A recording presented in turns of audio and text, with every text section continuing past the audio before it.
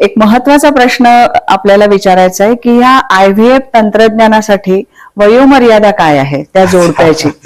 आधी काही वयोमर्यादा नव्हती, आता कायदा आलाय, ART ऍक्ट.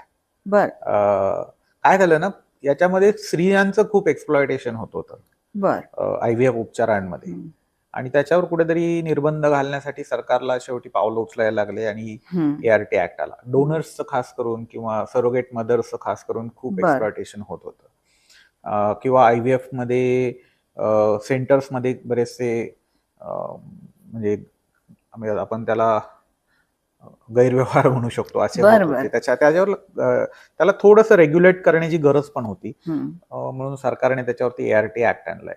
आणि त्याच्यानुसार नियम असा आहे की 21 वर्षाच्या आधी आणि 50 वर्षानंतर स्त्रीला IVF नाही करता येत नाही, आणि पुरुषाला 21 वर्षाच्या आधी आणि 55 वर्षांच्या पुढे IVF नाही करता येत.